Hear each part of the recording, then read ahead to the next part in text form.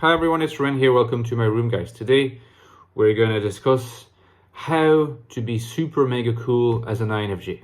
So if you want to hear more about how you can be the absolutely coolest, grooviest person in your social group, despite the fact or knowing the fact that you're an INFJ, so admittedly a type that is not supposed to be the coolest type in the world, stick to this video and I will unveil everything to you, as your trademark accredited INFJ guru, Ran Contini.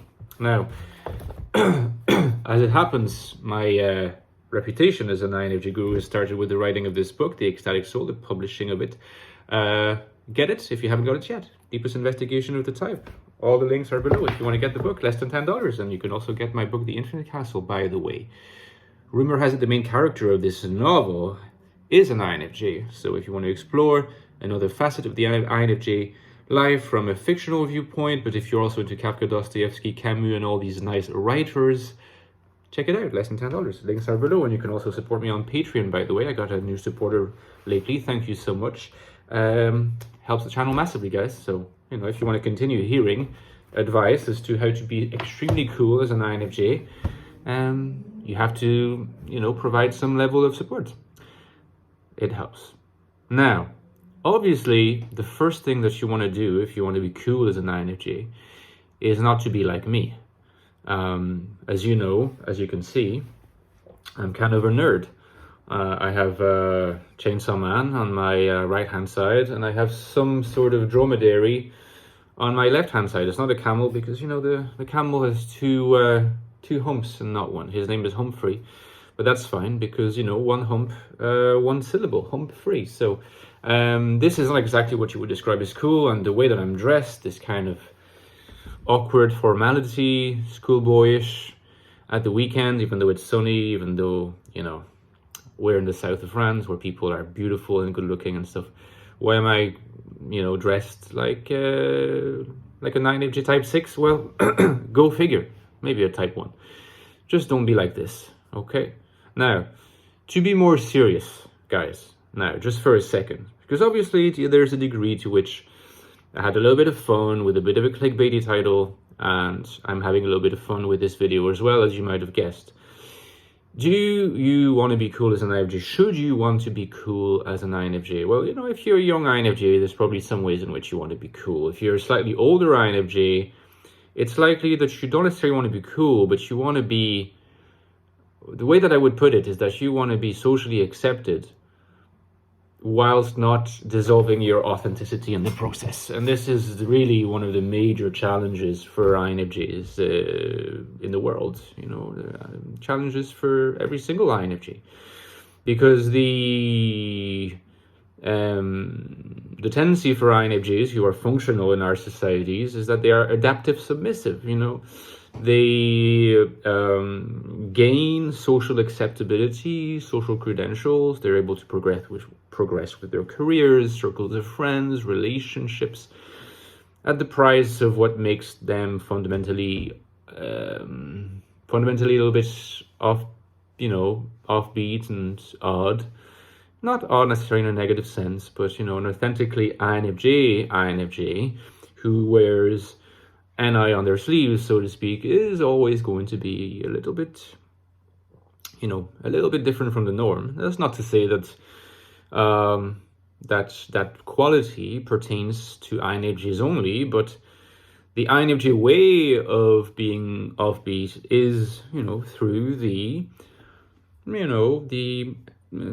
slight sense of fuzzy, hazy unreality of the NI function and its tendency to look at reality through the ages and the archetypal forms, and which makes you both distant and severed from the sense of physical reality around you. Now, severance and distance are two core concepts of the sequel to the Ecstatic Soul, which I'm working on. It's going further than that, but in it, I kind of talk about how you can be cool as an INFJ. I really talk about it, but I don't talk about it as being cool, obviously.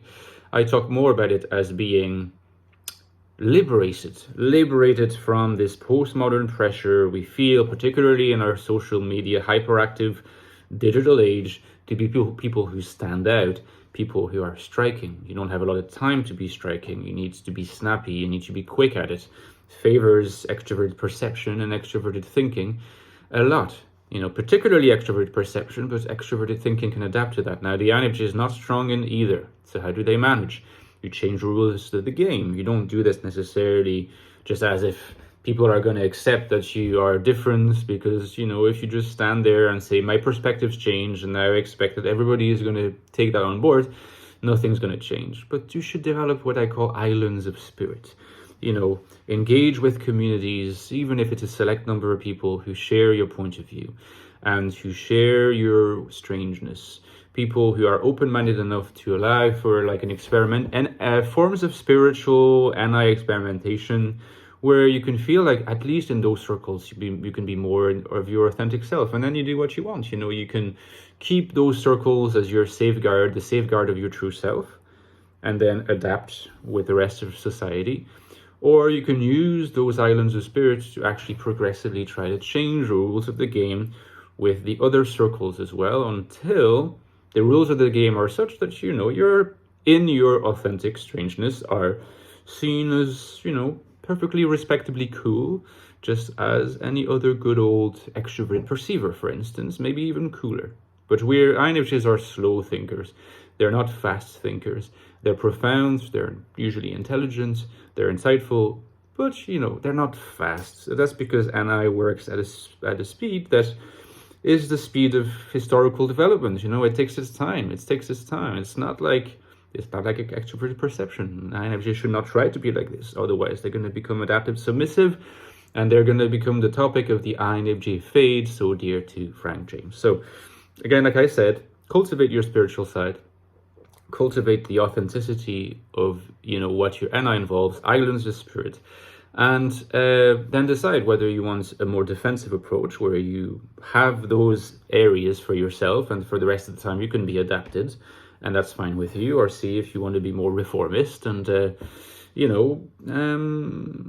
eventually try to actually change rules of the game, which might be difficult, but it's something that is probably worth trying if you believe in your potential.